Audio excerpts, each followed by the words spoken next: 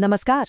कभी सोचा है कि जमीन के नीचे दबी एक मामूली सी चट्टान, किसी की उंगली में चमकती अंगूठी या हमारे घर के चम्मच तक का सफर आखिर कैसे तय करती है?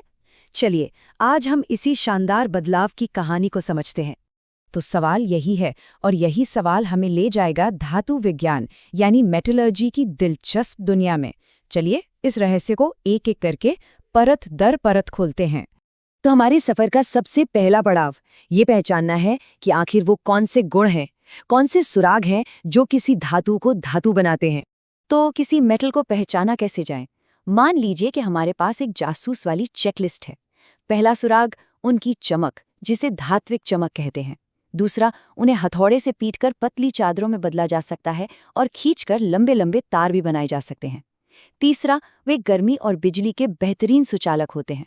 और आखिरी सुराग, उन पर चोट करने पर एक खास तरह की गूंजती हुई आवाज आती है, बिल्कुल स्कूल की घंटी की तरह। और अधातुएं, वो इन सब मामलों में भाई बिल्कुल उल्टी होती हैं। और जब बात आती है खींचने की यानी तन्यता की, तो कुछ धातुएं तो सारी हदें पार कर देती हैं। जरा सोचिए, सिर्फ 1 ग्राम सोने को खींचकर 2 किलोमीटर लंबा तार बनाया जा सकता है ना ये कमाल की बात। लेकिन साइंस में हमेशा कुछ ना कुछ मजेदार अपवाद होते हैं। सोचिए, पारा एक मेटल है, पर वो है लिक्विड। गैलियम और सीजियम तो ऐसे मेटल हैं जो हाथ की गर्मी से ही पिघल जाते हैं। और दूसरी तरफ देखिए, आयोडीन एक नॉन मेटल है, पर उसमें धातुएं जैसी चमक है।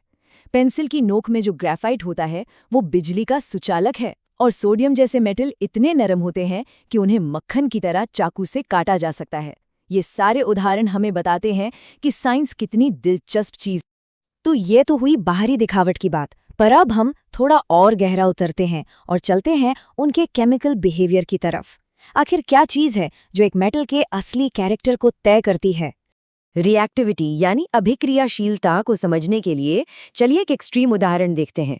सोडियम और पोटेशियम इतने ज़्यादा रिएक्टिव होते हैं कि हवा के संपर्क में आते ही उनमें आग लग जाती है।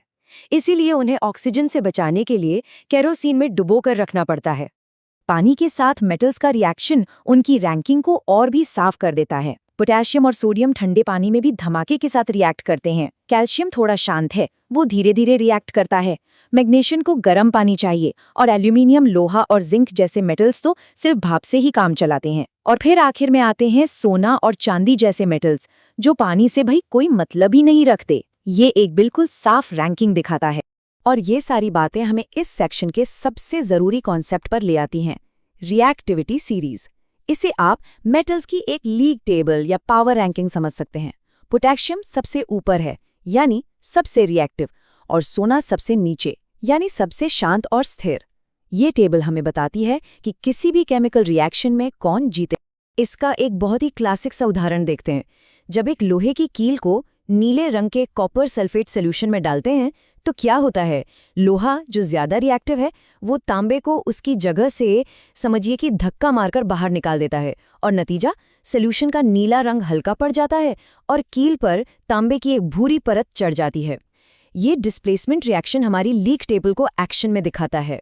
चलिए अब थोड़ा और डीप डाइव करते हैं और समझते हैं कि ये मेटल्स और नॉन मेटल्स आपस में जुड़ते कैसे हैं। असल में ये पूरा खेल है इलेक्ट्रॉन्स के लेन देन का। इसका जो राज है वो आयोनिक बॉन्ड में छुपा है। देखिए, मेटल्स अपने बाहरी ऑर्बिट से इलेक्ट्रॉन देना चाहते हैं ताकि वो स्टेबल हो जाएं। वहीं दूसरी तरफ नॉन मेटल्स अपने बाहरी ऑर्बिट को पूरा करने के लिए इलेक्ट्रॉन लेना चाहते हैं। जब एक मेटल इलेक्ट्रॉन देता है तो वो पॉजिटिव चार्ज हो जाता है। जब नॉन मेटल इलेक्ट्रॉन लेता है तो वो नेगेटिव चार्ज हो जाता है। और हम सब जानते हैं कि ऑपोजिट चार्जेस एक दूसरे को अट्रैक्ट करते हैं। बस इसी से बन जाता है एक बहुत मजबूत बॉन्ड। घर में जो हम नमक खाते हैं यानी सोडियम क्लोराइड, वो इसका बेस्ट एग्जाम्पल है। सोडियम के पास एक एक्स्ट्रा इलेक्ट्रॉन है जिसे वो दे देना चाहता है। क्लोरीन को अपना ऑक्टेट पूरा करने के लिए ठीक 1 इलेक्ट्रॉन चाहिए, तो सोडियम अपना इलेक्ट्रॉन क्लोरीन को दे देता है। हो गया काम। सोडियम बन गया पॉजिटिव आयन, क्लोरीन बन गया नेगेटिव आयन। दोनों एक दूसरे से चिपक गए और बन गया नमक। तो ये आयोनिक बॉन्ड कितने मजबूत होते हैं, इसका अंदाजा इस बात से लगाइए कि साधारण नमक को पिघलाने के लिए उसे 1000 डिग्री सेल्सियस से भी ज्यादा तापमान पर गर्म करना पड़ता है। सोचिए जरा, इन बॉन्ड्स को तोड़ने में कितनी जबरदस्त एनर्जी लगती है। ठीक है, तो अब जब हम रिएक्टिविटी का फंडा समझ गए हैं, तो इस जानकारी का इस्तेमाल हम असल दुनिया की एक प्रॉब्लम को सुलझाने में कर सकते हैं, यानी जमीन से मेटल्स को निकालना। मेटल को उसके अयस्क यानी ओर से निकालने का कोई एक सीधा साधा फॉर्मूला नहीं है।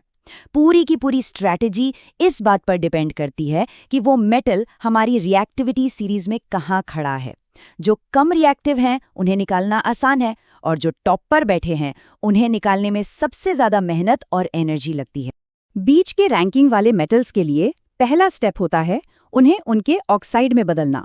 इसे ऐसे समझिए, जो सल्फाइड ओर होते हैं उन्हें खूब सारी हवा की मौजूदगी में रोस्ट किया जाता है, और जो कार्बोनेट ओर होते हैं उन्हें बहुत कम हवा में गर्म किया जाता है, जिसे कैल्सिनेशन कहते हैं।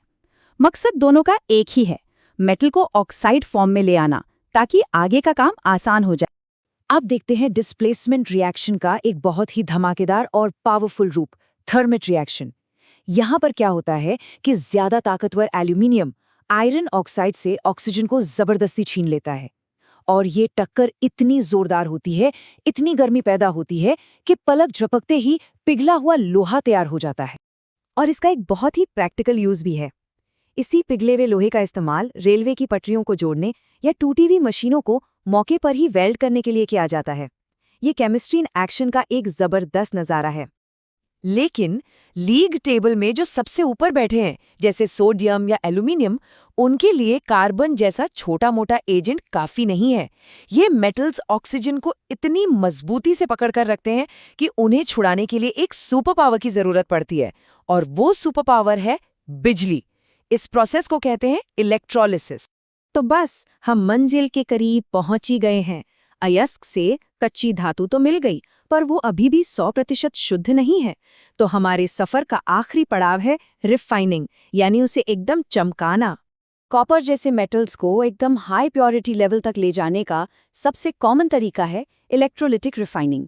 ये इलेक्ट्रोलिसिस का ही एक बहुत स्मार्ट इस्तेमाल है। तो ये काम कैसे करता है? देखिए, अशुद्ध मेटल का एक मोटा स्लैब बनाया जाता है एनोड यानी पॉजिटिव टर्मिनल, और शुद्ध मेटल की एक पतली सी पट्टी को बनाया जाता है कैथोड यानी नेगेटिव टर्मिनल। जैसे ही बिजली चालू होती है, एनोड से शुद्ध मेटल के आयन टूटकर कैथोड की तरफ भागते हैं और उस पर जमा हो जाते हैं। और पीछे क्या बचता है? सारी गंदगी, सारी अशुद्धियां एनोड के नीचे कीचड़ के रूप में जमा हो जाती हैं, जिसे एनोड मड कहते हैं। है ना एकदम आसान और असरदार तरीका?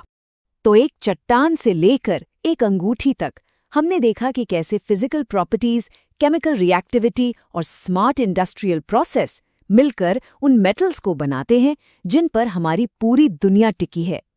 तो अगली बार जब कोई चम्मच, तार या कोई सिक्का हाथ में आए, तो एक पल के लिए उसके अंदर छिपी इस कमाल की केमिस्ट्री को जरूर याद कीजिएगा।